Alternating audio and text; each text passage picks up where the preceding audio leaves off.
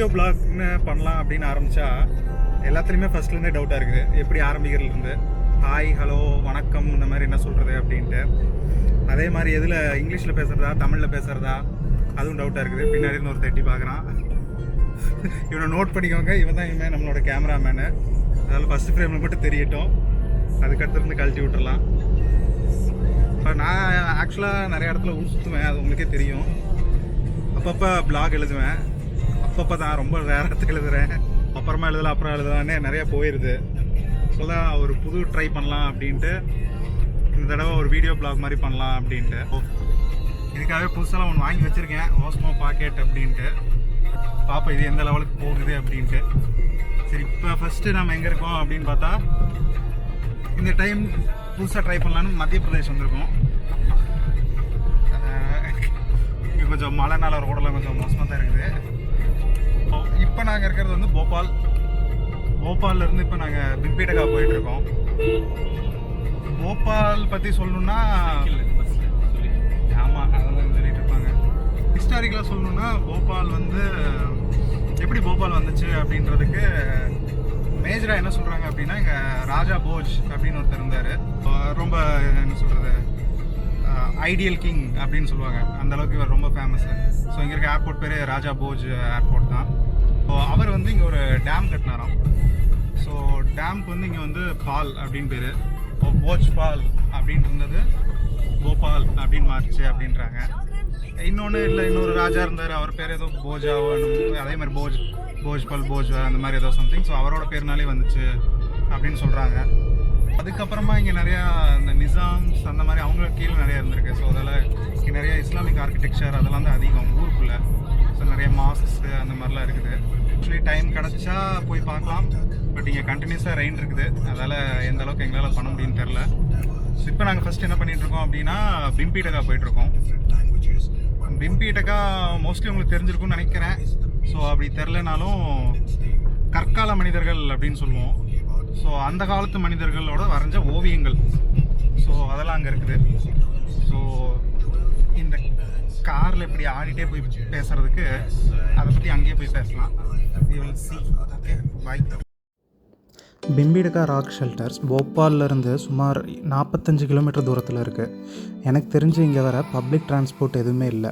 அப்படி நீங்கள் பஸ்ஸில் வந்தாலும் ஹைவேலேருந்து உள்ளே வர்றது ரொம்ப கஷ்டம். ஸோ பெட்டர் நீங்கள் ஒரு டாக்ஸி எடுத்துகிட்டு வந்தீங்க போபால்லேருந்து அப்படின்னா பெட்டர். அதுவும் எங்களை மாதிரி ஓலா அவுட் ஸ்டேஷனில் புக் பண்ணி வந்தீங்கன்னா உங்களுக்கு ப்ரைஸும் கரெக்டாக இருக்கும். இந்த பிம்பேடகா ராக் ஷெல்டர்ஸை முதல்ல பார்த்த ஆர்கியாலஜிஸ்ட் யார் அப்படின்னா விஎஸ் வகாங்கர். ஸோ இவர் வந்து 1957 ஃபஸ்ட்டு இங்கே நிறைய ஆர்கியாலஜிஸ்ட்டோடு வந்து இதை கண்டுபிடிச்சார். பட் இருந்தாலும் 1970s தான் இங்கே சுமார் ஒரு 10 கிலோமீட்டர் பரப்பளவில் ஏறத்தாழ 750 குகை இருக்கிறத வந்து கண்டுபிடிச்சாங்க. இதில் இந்த 750 இந்த பிம்பேடகான்ற இடத்துல பார்த்திங்கன்னா ஒரு அரௌண்ட் 243. பக்கத்துலேயே வந்து லக்கா ஜோர் அப்படின்னு இன்னொரு இடம் இருக்குது. ஸோ அங்கே வந்து ஒரு 178 ஷெல்டர்ஸ் இந்த மாதிரி இருக்குது. So archaeology survey of India வந்து இங்கே என்ன சொல்கிறாங்க அப்படின்னா, இந்த இடத்துல ஒரு ஸ்டோன் ஏஜ் பீரியட்லேருந்து 2nd century BC வரைக்கும் கண்டினியூஸாக இங்கே வந்து ஹியூமன் செட்டில்மெண்ட்ஸ் இருந்துகிட்டே வந்திருக்கு அப்படின்னு அவங்க சொல்கிறாங்க.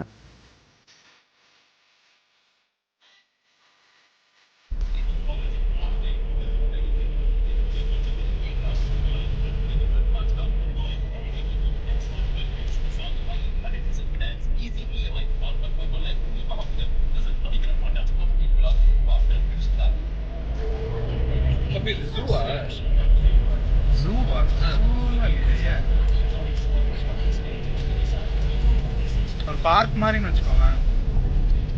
அனிமல்ஸ் இருக்காதுல்ல, அனிமல்ஸ்லாம் இருக்காது. ஏன் வைல்ட் லைஃப் நல்லா கேட்குறேன். காடு மாதிரி இருக்குல்ல, அதில் வைல்ட் லைஃப் போட்டாங்க. வைல்ட் லைஃப் சாங்சுரின்னு போட்டுருக்கு. வன்னிய பிராணி அபியாரண்யம் அப்படின்னா வைல்ட் லைஃப் சாங்சுரி தானே. தெரியல, ஒரு வேலை சேர்ந்து பண்ணிட்டு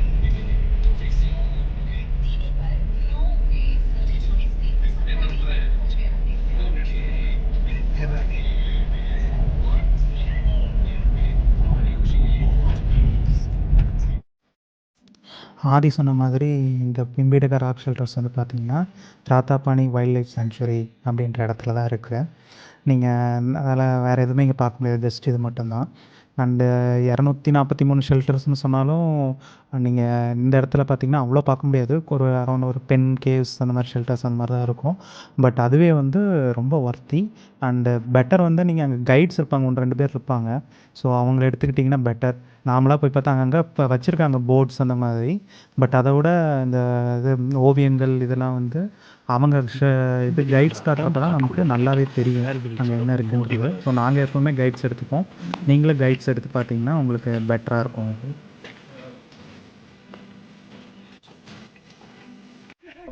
ஆக்சுவலாக முன்னாடி சொன்ன மாதிரி இப்போ நம்ம பிம்பிடகாவில் இருக்கோம். அண்ட் ஃபஸ்ட்டு எனக்கு எப்போவுமே இந்த வீடியோ பிளாக் பண்ணணும் அப்படின்னு தோணப்பவே ஃபஸ்ட்டு நான் என்ன நம்மளோட வரலாற்றில் நமக்கு என்ன ஒரு இடம் இருக்கோ அங்கேருந்து ஆரம்பிக்கணும் அப்படின்னு நினச்சேன். ஸோ அதுபடி பார்த்தா பிம்பிடகா கரெக்டான ஒரு இடம் தான். ஸோ நான் முன்னாடியே சொன்ன மாதிரி கற்கால மனிதர்கள் அவங்களோட ஓவியங்கள்லாம் இங்கே நிறைய இருக்குது. கரெக்டாக எனக்கு ஃபேக்ட்ஸ்லாம் எனக்கு ஞாபகம் இருக்காது. பட் சொல்லணுன்னா அந்த நியோலித்திக், பேலியோலித்திக், அதாவது ஒரு 5000, 10,000, 1,00,000 கூட சொல்கிறாங்க. ஸோ அதுக்கு முன்னாடி இருக்க ஓவியங்கள் நம்ம மனிதர்கள் இருந்த இடம் இது ஷெல்டர்ஸ் அப்படின்ட்டு. ஸோ இதெல்லாம் அவங்க இருந்த குகைகள் இந்த மாதிரி இதெல்லாம் அவங்களா பண்ணதில்லை, நேச்சுரலாக குகை மாதிரி இருந்தது, அதில் இங்கே வந்து தங்கியிருக்காங்க. ஸோ அப்படியே அவங்க வருஷம் ஆக ஆக அடுத்தடுத்த இந்த இது சொல்லுவாங்க இல்லையா, நியோலித்திக், சாக்கோலித்திக் இந்த மாதிரி இருக்கப்போ அவங்களும் இங்கேயே தான் இருந்துகிட்ருக்காங்க. ஸோ அதால் உங்களுக்கு எல்லா அந்த டைப்பான காலத்தோட ஓவியங்கள் எல்லாமே இங்கேயே நமக்கு கிடைக்கிது. இப்போ பர்டிகுலராக பார்த்திங்கன்னா இப்போ நான் அந்த ஒரு இடத்துல நிற்கிறேன். இதுக்கு வந்து ஜூராக் அப்படின்னு பேர்.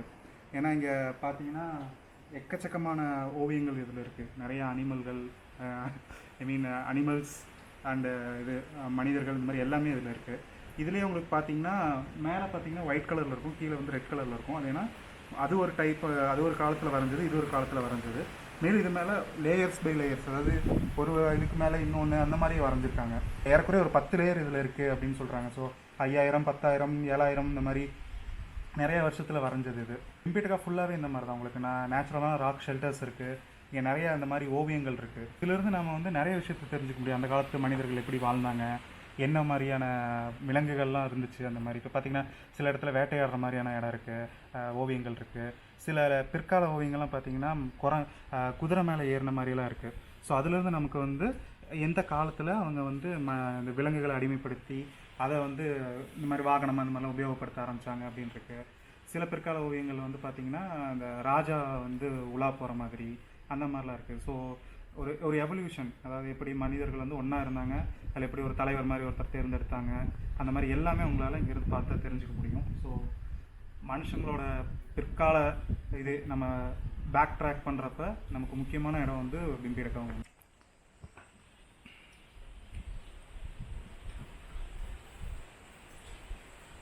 ये सब रातापानी वाइल्ड लाइफ सेंचुरी इसके अंदर है। हाँ, ये सेंचुरी है।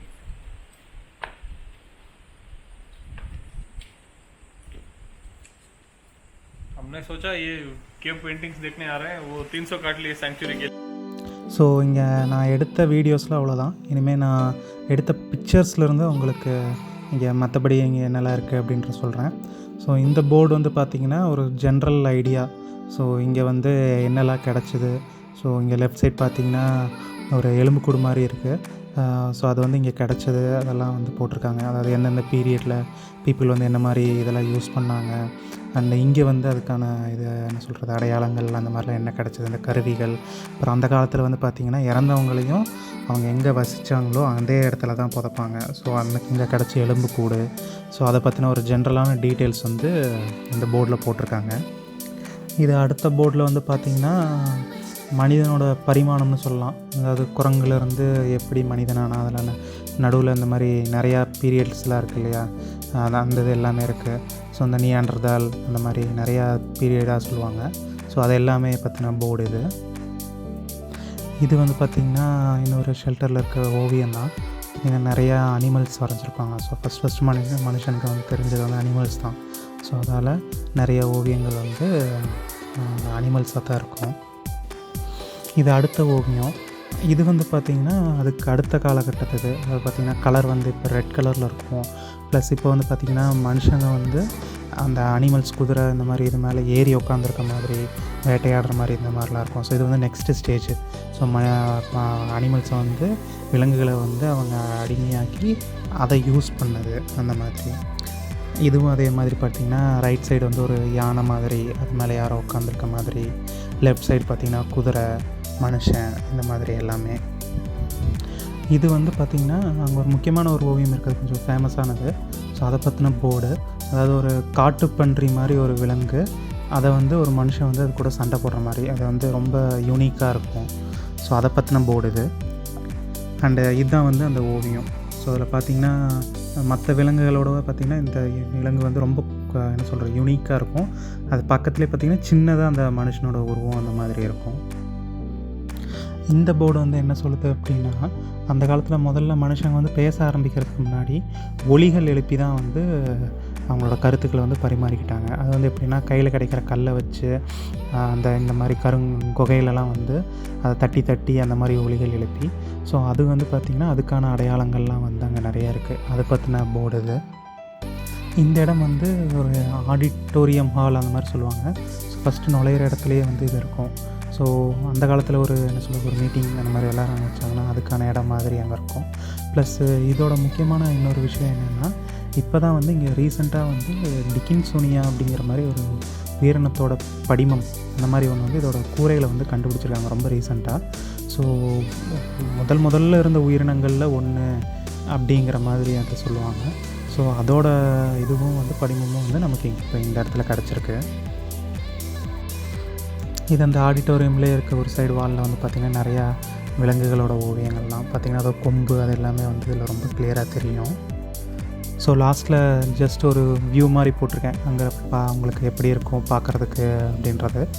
ஸோ இதுதான் என்னோடய ஃபஸ்ட் வீடியோ. ஸோ ஹோப்ஃபுல்லி இந்த மாதிரி நான் இன்னும் நிறையா போடுவேன்னு நினைக்கிறேன். ஸோ அதுக்கு உங்களோட சப்போர்ட்டும் தேவை. ஸோ பிடிச்சிருந்தனா லைக் பண்ணுங்கள், ஷேர் பண்ணுங்கள், இன்னும் பெட்டராக என்ன பண்ணலாம் அப்படின்னு கமெண்ட் பண்ணுங்கள். தேங்க்யூ.